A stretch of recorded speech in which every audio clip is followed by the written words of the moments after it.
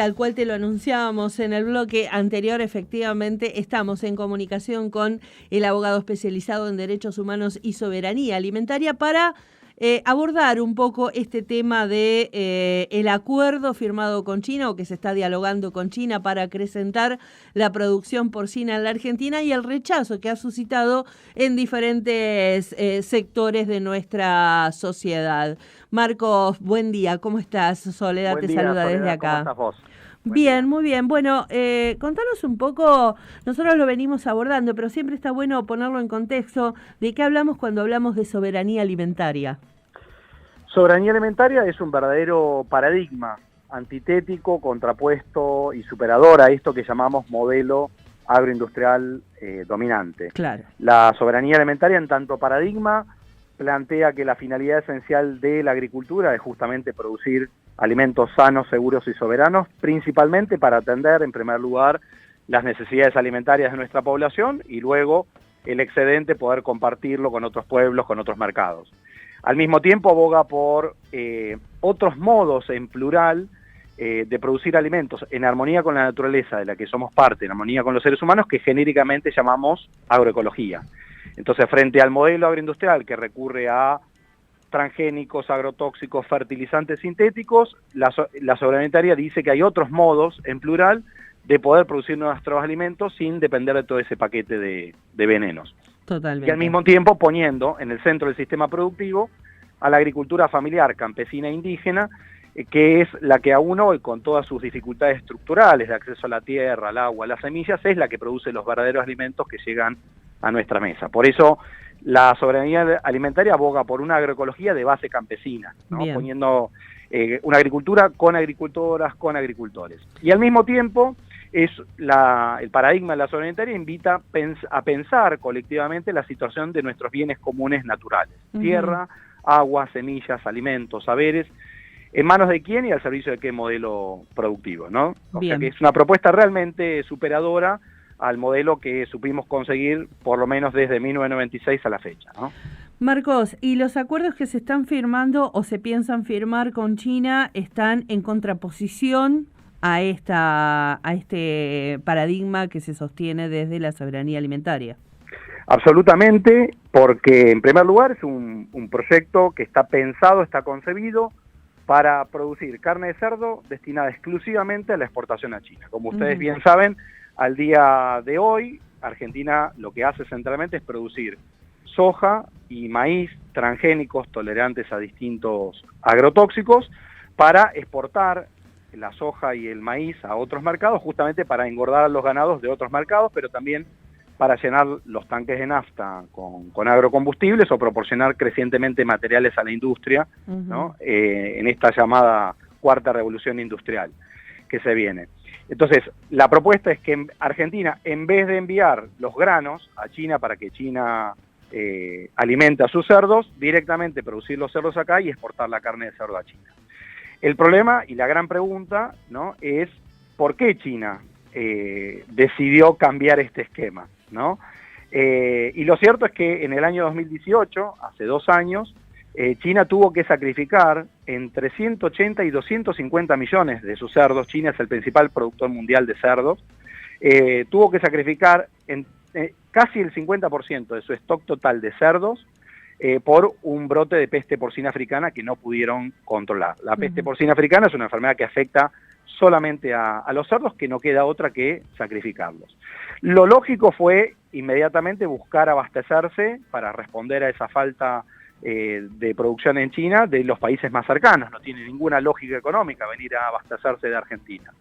Y efectivamente lo hicieron, por ejemplo, en Vietnam, pero al poco tiempo también hubo un brote de peste porcina africana en Vietnam, con lo cual tuvieron que cancelar esa posibilidad. Y es ahí que China sale a buscar externalizar de manera permanente ya la producción de cerdos a otros países. Y aparece en escena, entre otros, Argentina, un país hambriento de divisas, para responder un poco a esa demanda. Así que ese es un poco el escenario, pero lo cierto es que no solamente se generó el brote de peste porcina africana, que hoy también está generando estragos en Europa, en Alemania, en Dinamarca, se han cerrado las importaciones de carne de cerdo alemana justamente por el brote de peste porcina africana. América Latina al día de hoy está libre todavía de peste porcina africana, pero lo cierto es que las megafactorías de cerdos también se ha demostrado son usinas de generación de otro tipo de enfermedades zoonóticas, ¿no? Y esto tiene mucho que ver con el contexto que estamos viviendo hoy. ¿Sí? En este momento vos, Soledad, yo estamos encerrados por una epidemia, una pandemia sin precedentes en la historia de la humanidad. Pero lo cierto es que en el siglo XXI hemos tenido varias pandemias ya. Sí. Ustedes recordarán la gripe porcina, llamada técnicamente H1N1, para deslindarla justamente de su origen en las megafactorías porcinas, pero también la gripe aviar, llamada SARS, justamente para deslindarla de su origen en la producción avícola intensiva. El síndrome de la vaca loca, originada justamente en los feedlots vacunos en Gran Bretaña. Es decir, distintas enfermedades zoonóticas transmitidas de seres humanos, de animales, a seres humanos, ¿no? Y en este momento, a principios de año, China también enfrentó un brote de gripe porcina, H1N1, con una nueva cepa que se llama G4EA, con potencial demostrado ya a pasar a seres humanos. Claro. Es decir, ya hay trabajadores chinos de megafactorías porcinas infectados con esta nueva cepa de gripe porcina. Y hace menos de 2 meses hubo un nuevo brote de gripe porcina de otra variante distinta en Brasil, no ya en China, sino en nuestros vecinos. Entonces, por eso, ni bien tomamos conocimiento que el gobierno estaba en negociaciones para firmar este memorándum de entendimiento con China, emitimos un pronunciamiento muy fuerte diciendo que no nos queremos convertir justamente en el criadero de cerdos para China, ni en la fábrica de las nuevas pandemias. No queremos que Argentina se convierta en la usina de la nueva pandemia que va a afectar a todas y todos, ¿no? Ahora, ¿hay alguna posibilidad de que esta producción, que efectivamente, bueno, ingresaría divisas al país, pero también acrecentaría de alguna manera los puestos de trabajo, y que se está pensando tan solo en 25 granjas, pueda reformularse de manera tal que no sea con esa modalidad de producción, pero que sí pueda ser viable en el territorio con otras modalidades más saludables, tanto para la cría de ese ganado como para las comunidades? Sí, efectivamente, tanto el Foro Agrario para un programa agrario soberano y popular como distintas organizaciones de pequeños productores porcinos dijeron no estamos siendo contemplados para nada en estas negociaciones, y efectuaron propuestas alternativas, es decir, incluso respondiendo a esa demanda de carne de cerdo china, hay un sinnúmero de esquemas posibles de responder a esa demanda. Y que aparte beneficiarían a todo el territorio. Estoy pensando, digo, en vez de concentrar en una granja por provincia, podrían ser 100 por provincia. No, de hecho, el propio IEFI planteó un esquema de 10.000 granjas, de 200 madres cada uno, y de esa manera se logra justamente esa diversificación regional, se logra fortalecer la agricultura familiar campesina indígena, se logra fortalecer la economía social y popular, se logra generar más puestos de trabajo. Sin concentración de la riqueza. Exactamente, porque esto es una propuesta muy capital intensiva. Es decir, estamos hablando de 25 megafactorías que requieren una inversión, según la propia estimación oficial, de 150 millones de dólares cada unidad productiva, por asociación de capitales chinos con asociación de capitales nacionales. Con un sistema de integración vertical, es decir, toda la producción vinculada tiene un lugar en el mismo establecimiento, y cuando la propia organización UTT, Unión de Trabajadores de la Tierra, en la reunión que mantuvo con Jorge Neme, encargado de Relaciones Internacionales Económicas de la Cancillería, le plantearon la necesidad de discutir otros esquemas posibles para responder a esa demanda de China. La respuesta, que es muy significativa de Jorge Neme, fue: si viene Toyota a proponer hacer una Hilux, no le podés contraproponer hacer motonetas para pobres. Y es muy indicativa esa respuesta, ¿no? De lo que, y no es comparable, la verdad que es un paralelismo ridículo.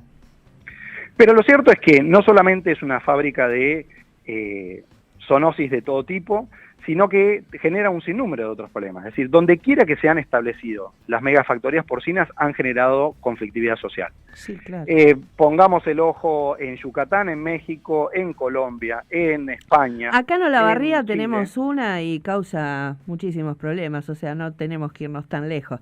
No, pero pensemos también lo que implica la escala, porque sí, claro. Los desarrollos más grandes en Argentina son desarrollos de 4.500, 5.000, hasta 5.200 madres por establecimiento. Y esto implica propuestas de 12.000 madres. Claro. Es decir, es una escala nunca antes vista en nuestro país. Eso significa tener en un momento dado 400.000 animales. No. 400.000 claro. animales, que esto para que se entienda bien la relación, son muy homogéneos genéticamente. Y al ser muy homogéneos genéticamente y estar en esas condiciones de hacinamiento y estrés, son muy susceptibles a contraer enfermedades. Expliquémosle a las personas qué significa que son homogéneos, ¿no? Homogéneos es que hay una selección de la genética que se fue dando a lo largo del tiempo como un embudo y que básicamente tenemos 3, serían razas de cerdos de uso comercial en estas megafactorías porcinas. Claro. Entonces, esa homogenización que se hace es como lo mismo del monocultivo, se hace una homogenización para buscar determinadas características, centralmente que sea un animal que crezca lo más rápido posible para poder enviarlo al mercado, lo torna muy vulnerable. Entonces, ahí entra en escena la industria farmacéutica. Para promover el crecimiento de los animales en menor tiempo se usan antibióticos, claro. ¿no? Pero también para prevenir las enfermedades en esas condiciones y para tratar las enfermedades. ¿Qué pasa con esos antibióticos? Los antibióticos, los animales los incorporan una parte, el resto la excretan a través de esto que se llaman los purines. Los purines es la mezcla de la orina y la materia fecal de esos cerdos, en esos volúmenes, imagínate, cuantiosos, con 400.000 animales en esas explotaciones, que tienen 300 sustancias tóxicas distintas y entre ellas residuos de antibióticos. Claro. ¿Cuál es el problema del residuo de antibióticos? Que esos residuos de antibióticos pasan al suelo, pasan al agua, pasan al aire y agravan aún más uno de los principales problemas de salud pública que ya enfrentamos hoy, que es la resistencia bacteriana. ¿Qué significa? Que ya no hay antibióticos suficientemente fuertes para lidiar con esas bacterias que frente a ese uso desquiciado de antibióticos se han hecho cada vez más resistentes. Y la propia Organización Mundial de la Salud, a la que nos dicen que tenemos que escuchar hoy, nos está diciendo que 800.000 personas al año hoy están muriendo por resistencia bacteriana. Claro. Y que si no tomamos cartas urgentes en el asunto, en el 2050 10 millones de personas por año van a morir simplemente por no tener eficacia antibiótica. Entonces, traer 25 megafactorías con esa cantidad de animales para someterlos regularmente al uso de antivirales y antimicrobianos implica profundizar aún más el gran problema de la resistencia bacteriana. Y nos habla también de los intereses en juego. Recordemos, Soledad, que estas megafactorías fueron anunciadas por, en primer lugar, Biogénesis Bagó, sí, en enero de este año. Empresa farmacéutica, ¿no?, cuyo dueño es Hugo Sigman, interesado obviamente en el negocio y de hecho mediando entre los dos gobiernos, justamente porque es la que vende los antivirales y los antibióticos, ¿no? Empresa que se define a sí misma como líder en sanidad animal. O sea, fue primero Biogénesis Bagó la que anuncia esto y luego ya oficialmente la propia Cancillería. Efectivamente, esto está en marcha. ¿Hay alguna posibilidad de frenarlo? ¿Se siguen dando los diálogos o ya no? Bueno, efectivamente la respuesta ha sido extraordinaria, ¿no? De toda la ciudadanía expresando su más contundente rechazo a esta falsa solución, ¿no?, a este proyecto de mal desarrollo de arriba abajo, a través de un sinnúmero de formas, ¿no? Desde, como vos señalabas, hubo movilizaciones en 3 fechas distintas en distintos puntos del país, la última fue ahora el 9 de noviembre pasado, el lunes.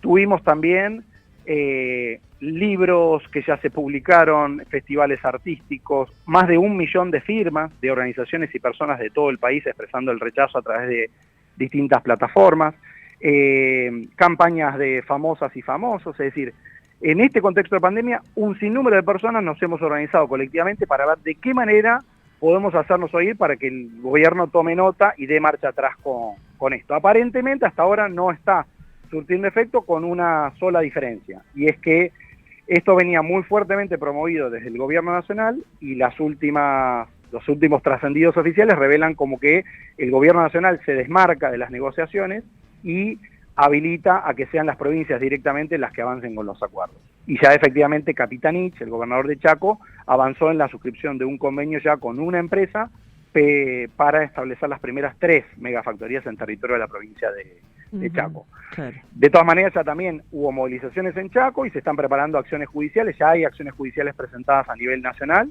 y se están preparando acciones judiciales también en la provincia de Chaco para intentar frenar esto. Por supuesto que no está dicha la última palabra, por eso enhorabuena que podemos estar conversando de todo esto para que las oyentas, los oyentes, digamos, tomen conciencia, multipliquen la información, se hagan oír a través de todas las posibilidades que hay hoy, aún en este contexto de pandemia, para que seamos cada vez más las que expresemos el rechazo frente a esto. Porque también desmitificar, Soledad, la otra parte, ¿no? Las promesas de empleo, 350 empleos se prevén por cada establecimiento, cosa que es un número, y es un número, primero que es muy poco, y aún así, comparado con otros establecimientos que hemos estudiado, está muy inflado, está sobredimensionada esa cifra. Y lo otro, pensemos qué calidad de empleo, porque estamos hablando de empleos de muy baja calificación, de muy bajos salarios, donde los trabajadores, según toda la evidencia científica que pudimos recolectar de experiencias en otros países, hablan de que los trabajadores regularmente se enferman. Claro. Es decir, no solamente se generan enfermedades en esas explotaciones, sino que los trabajadores se enferman ellos y luego transmiten esas enfermedades a las comunidades en las que viven. Y al mismo tiempo van a destinar, según la propia estimación oficial, Soledad, 1.500.000 litros de agua potable para cada uno de esos establecimientos por día. ¿Sí? Esto significa, este debate en un país que al día de hoy no ha logrado garantizar el suministro de agua potable a todavía al 10% de su población. En Chaco, por ejemplo, dicho sea de paso, justamente. En enero de este año, y lo que llamamos la región del Chaco salteño, en enero de este año, ustedes recordarán las dramáticas imágenes de deshidratación que hemos visto de las comunidades huichís, sí, que obligaron al gobierno nacional a armar esta alianza público-privada para establecer pozos de agua de emergencia. Es decir, ese debate lo estamos teniendo en este país. Entonces, hay 1.500.000 litros de agua dulce para 400.000 cerdos, pero no hay para nuestra población. Al 25% de nuestra población, 1 de cada 4 argentinos no tiene acceso a servicios de saneamiento adecuados.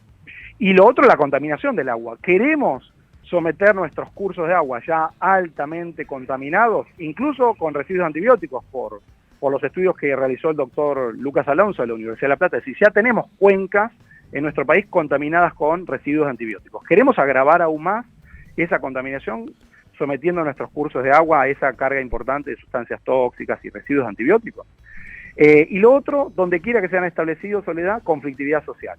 Entonces no tenemos que llegar a ese punto. Tenemos mucha experiencia a partir de otros países, de lo que han transitado, para saber lo que ha pasado con esas megafactorías. Carolina del Norte, como decía, en distintos escenarios, generan conflictividad social, nadie las quiere como vecinos. ¿Por qué? Porque atraen inmediatamente moscas, mosquitos, roedores, que son en sí mismos vectores de enfermedades. Al mismo tiempo generan olores nauseabundos asociados a distintos problemas, incluso neurológicos. Entonces, donde quiera que sean establecidos, los pueblos luego se organizan para tratar de echarlos. Totalmente. ¿No? Marcos, judiciales para echarlos y demás. Totalmente. Marcos, clarísimo. Realmente te agradecemos el tiempo y por supuesto estaremos atentos y atentas para continuar con el tema y también apoyando desde nuestra radio todo lo que implica obtener y proteger la soberanía alimentaria. Al contrario, Soledad, muchas gracias a vos por la comunicación y seguimos caminando.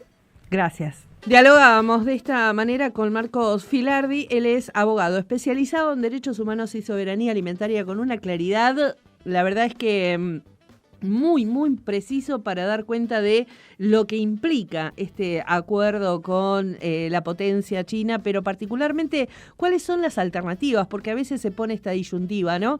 Economía, soberanía.